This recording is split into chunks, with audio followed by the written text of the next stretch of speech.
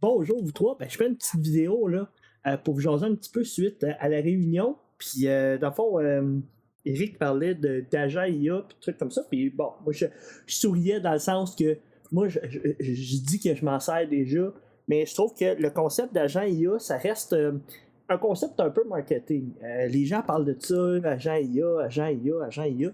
Mais personnellement, avec toute l'utilisation que j'en ai faite, là, ça reste quand même de l'intelligence artificielle générative qui est en arrière. Puis que vous ayez un agent, que vous ayez un expert, que vous ayez un assistant, un coach, un ci, un ça, la seule chose qui a été faite avec le LLM, c'est d'y ajouter du contexte. OK? C'est pas. Dans le fond, ça fait beau de dire que c'est un agent, mais si vous faites correctement le contexte de n'importe quelle intelligence artificielle générative, ben, elle va agir à titre d'agent ou d'expert ou de ci ou de ça. Fait que ça, c'est mon petit préambule pour vous montrer comment moi je m'en sers. OK? Je vous ai dit, j'ai un agent qui est comme un peu un prof, tout le kit. Puis là, moi, je me questionne beaucoup sur comment mes étudiants peuvent commencer à utiliser ces agents-là ou ces outils-là dans le cadre d'un cours. Et là, j'ai commencé à expérimenter avec la gang de cours de soir. J'enseigne WordPress et je commence à expérimenter. Je dis pas que si cet outil-là est utilisé à fond. On est encore en train d'essayer d'apprendre à utiliser ces outils-là. Je pense pas que les 9 étudiants de soir se servent intensivement de l'outil que je leur ai présenté. Tant mieux si ça peut les aider.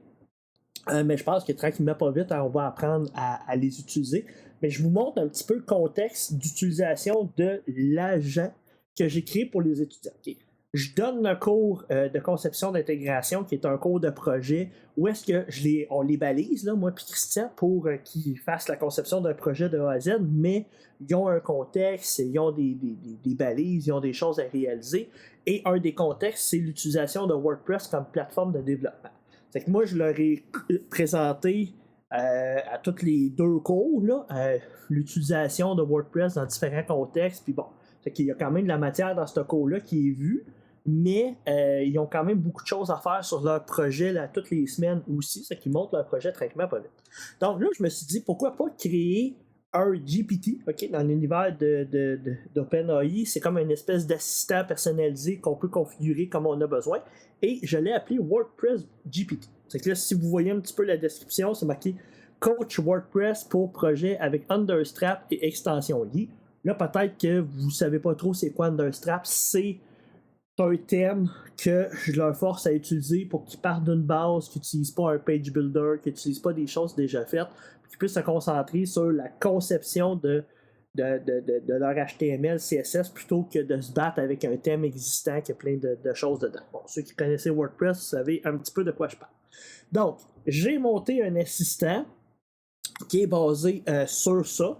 Et là, j'ai mis comme les 4 questions les plus fréquemment posées. Hein, comment sauvegarder mon site avec, là, si je clique dessus, avec Updraft Plus, qui est l'extension que j'ai montrée pour faire des backups.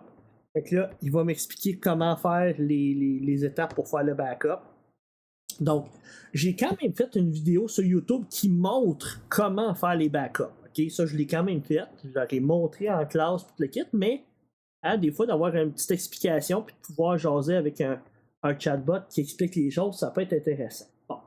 Là, après ça, je vais retourner dedans. Il m'a débarqué. OK. Comment cloner une page avec Yoast Duplicator? Comment personnaliser le thème Understrap Child, qui est le thème que je leur ai donné? Bon, les questions les plus fréquemment posées.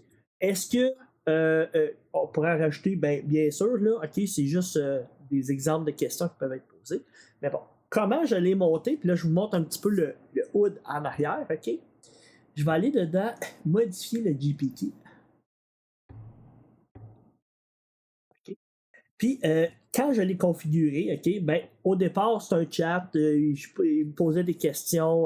Bon, ces questions sont en anglais parce qu'on dit qu'il est encore un petit peu en anglais, mais si je me mets à parler en français, ça revient en français, c'est ça, il n'y a pas de problème là-dessus. Mais, au final, le résultat que ça m'a donné, OK, ça m'a donné un GPT qui a comme description Coach WordPress pour projet avec Understrap et extension liée. Les instructions que j'ai données, OK, ça, c'est avec l'expérience, puis avec le fait que moi, je veux qu'il soit coaché dans une certaine direction, OK?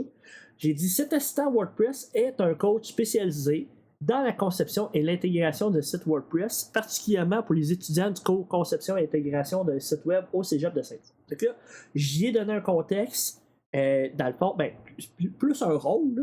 J'y ai donné un rôle, OK? J'ai dit, moi, mon GPT, c'est ça son rôle, OK?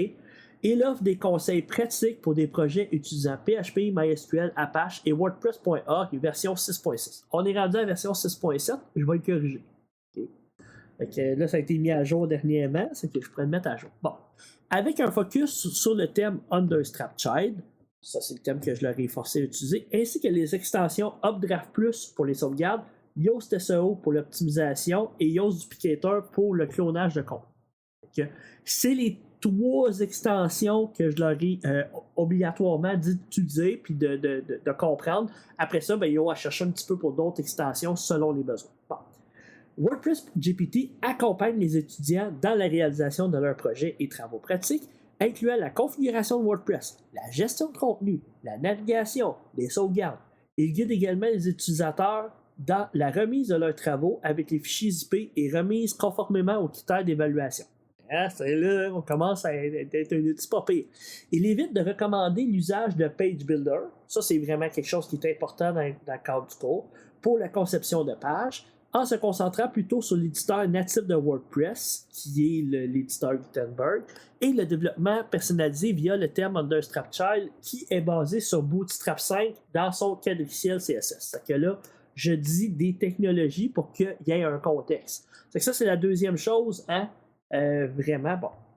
C'est que tout en restant décontracté et amical, il adapte ses explications pour être clair et accessible, quel que soit le niveau de compétence de l'utilisateur, favorisant une atmosphère agréable d'apprentissage. La méthode de mise à jour de CSS est basée sur SAS. Dans un fichier, là je spécifie le nom du fichier pour voir les modifications. Oups, j'ai fait une petite faute. Il faut faire npm run watchbs dans le terminal. Ça, c'est des instructions que je leur ai expliquées à maintes reprises, puis j'ai décidé de mettre dedans mon GPT pour que focaliser les réponses qu'il pourrait donner.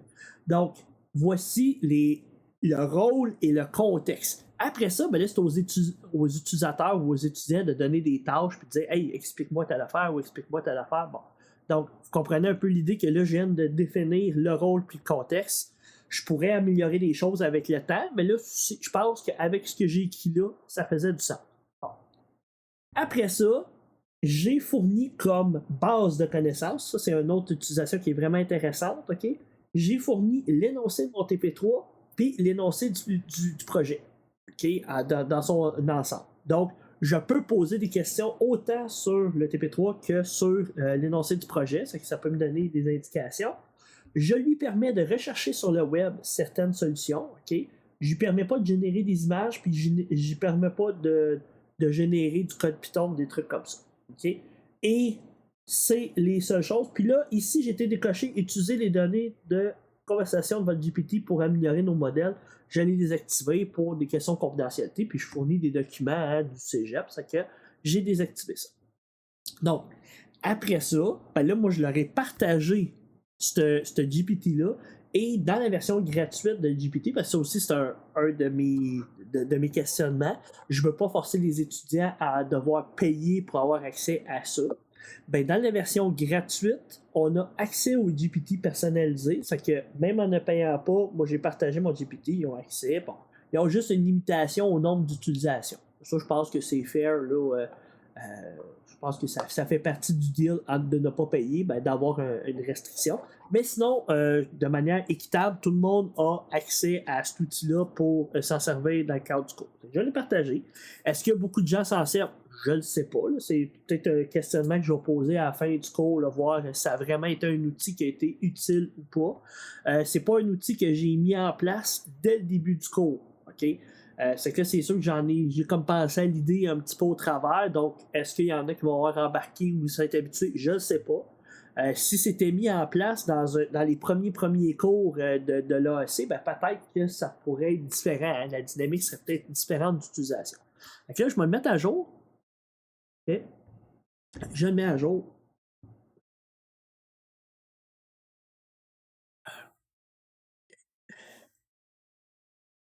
Entrée de sauvegarder.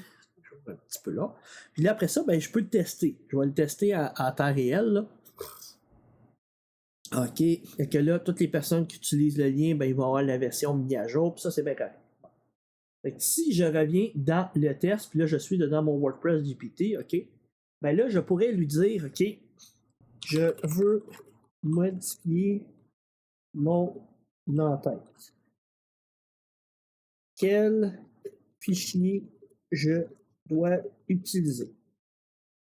Fait que là, il est dans le contexte qu'on est dans un site WordPress, il est dans le contexte qu'on utilise un thème, et là, la réponse qui me dit wp-content thème understrap-child header.php.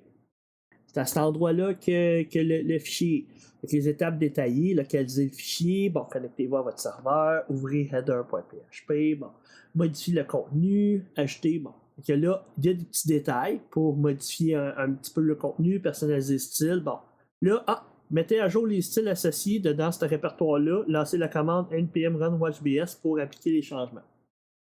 Ça, c'est une instruction personnalisée que j'ai donnée parce qu'au départ, c'était pas bien expliqué. Ça disait d'aller modifier des fichiers qui n'avaient pas vraiment rapport. C'est que ça a été un gros plus pour mon assistant. Bon. Puis là, besoin d'aide pour une section spécifique du header, n'hésitez pas à me demander. C'est que là, je pourrais demander, je veux faire un 3 colonnes, je veux faire ci, je veux faire ça, quelles seraient les meilleures pratiques. Je veux faire un en-tête personnalisé pour ma page de contact. Que puis-je faire?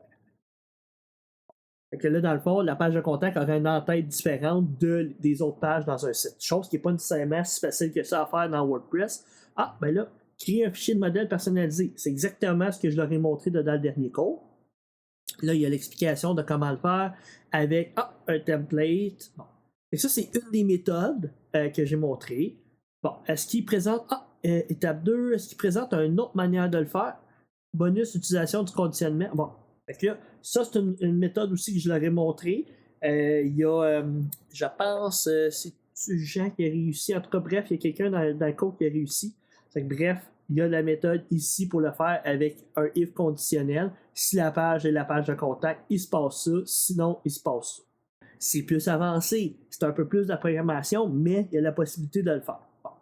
J'y ai pensé d'aller écrire dans mon GPT de dire les étudiants n'ont pas de notion de programmation dans le cours, okay? D'aller y donner comme contexte que je ne veux pas qu'ils donnent ce genre de réponse. J'ai eu une petite réflexion, puis je me suis dit, je veux pas nécessairement restreindre l'information puis empêcher les étudiants d'aller plus loin. T'sais. C'est que là, c'est marqué option avancée. Si l'étudiant va aller plus loin puis qu'il veut essayer de comprendre des choses, je veux pas restreindre un étudiant qui aurait une curiosité.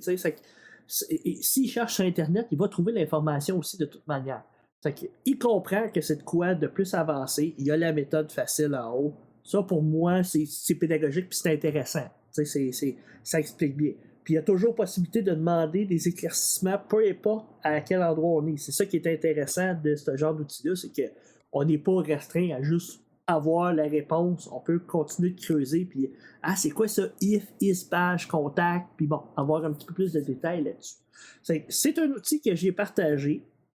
À date, là, pour les essais que j'ai faits, c'était toujours assez pertinent, à part les petits ajustements que j'ai eu à faire. Mais je voulais vous montrer l'exemple d'utilisation de ce genre d'agent-là. Je ne sais pas si je le ferais pour des étudiants. En tout cas, je suis plein de questionnements pour des étudiants de 17 ans. Mais je pense pour des adultes professionnels sur le marché du travail, des outils comme ça, je pense qu'ils sont rendus à avoir la maturité de comprendre l'avantage puis le côté pédagogique, là, plus qu'un étudiant qui voudrait juste s'en servir pour faire ses travaux. On se comprend là-dessus.